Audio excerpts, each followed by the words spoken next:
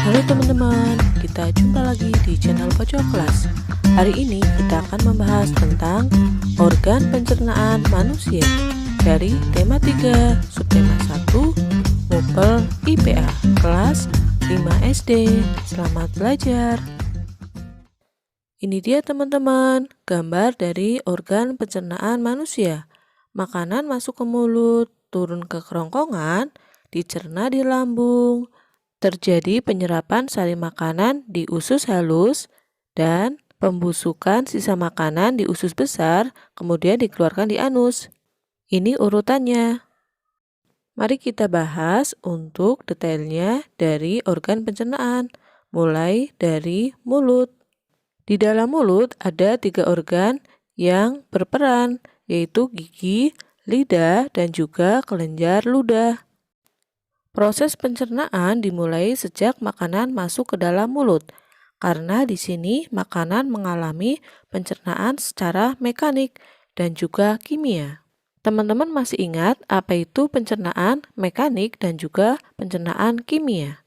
Pencernaan mekanik dibantu oleh gerak fisik, sedangkan pencernaan kimia dibantu oleh enzim dalam menghancurkan atau menghaluskan makanan.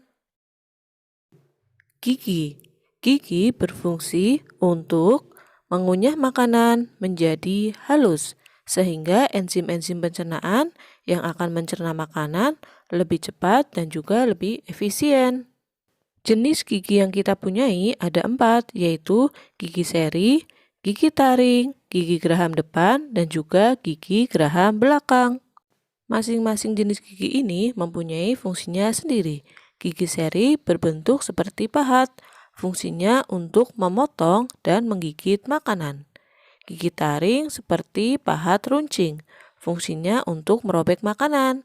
Sedangkan gigi geraham berbentuk agak silindris dengan permukaan lebar dan datar, berfungsi untuk mengunyah makanan. Yang kedua adalah lidah. Lidah fungsinya untuk mengaduk makanan di dalam rongga mulut dan membantu mendorong makanan sampai tertelan ke kerongkongan.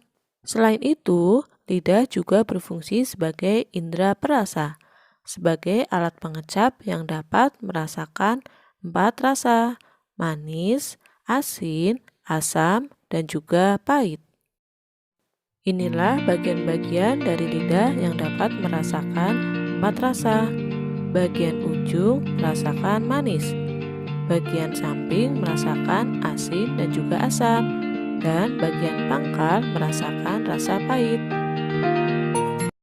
Berikutnya adalah kelenjar ludah. Fungsinya itu adalah untuk menghasilkan ludah atau air liur, atau juga disebut juga dengan saliva, yang fungsinya untuk membasahi dan melumasi makanan, sehingga memudahkan penelanan makanan.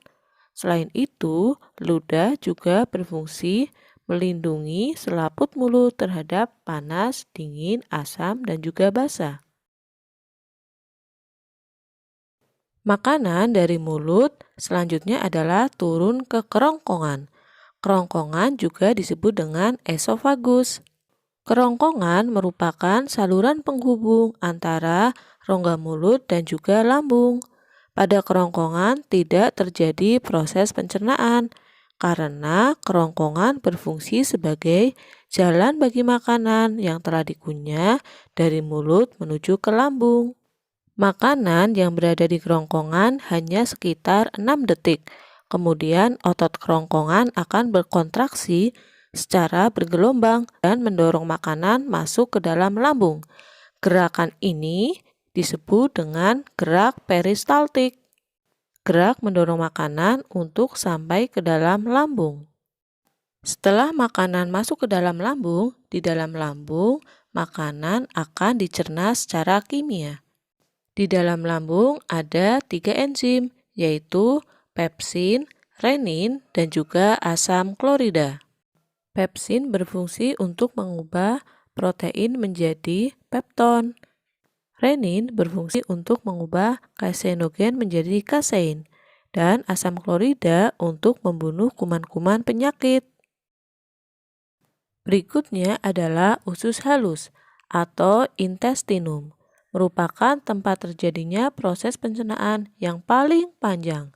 Disinilah terjadi penyerapan sari-sari makanan. Usus halus terdiri dari 3 macam, duodenum, jejunum, dan juga ileum, atau usus 12 jari, usus kosong, dan usus penyerapan. Dari usus halus lanjut ke usus besar. Tadi sari makanan sudah diserap di usus halus. Selanjutnya adalah sisa-sisa dari pencernaan yang akan berubah jadi fases. Namun sebelum jadi fases terjadi pembusukan di usus besar ini yang dibantu oleh bakteri Escherichia coli atau bakteri coli. Usus besar terdiri atas bagian yang naik, yaitu dari usus buntu atau appendix, bagian mendatar, bagian menurun, dan terakhir adalah anus. Organ terakhir dari pencernaan adalah anus. Anus merupakan lubang tempat pembuangan fases dari tubuh. Sebelum dibuang melalui anus, fases ditampung terlebih dahulu pada bagian rektum, lanjut keluar melalui anus. Itulah proses pencernaan dari awal sampai akhir, dari mulai rongga mulut sampai anus.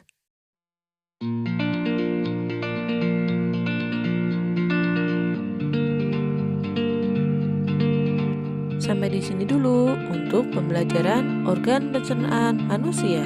Sampai jumpa di pembelajaran berikutnya. Bye-bye.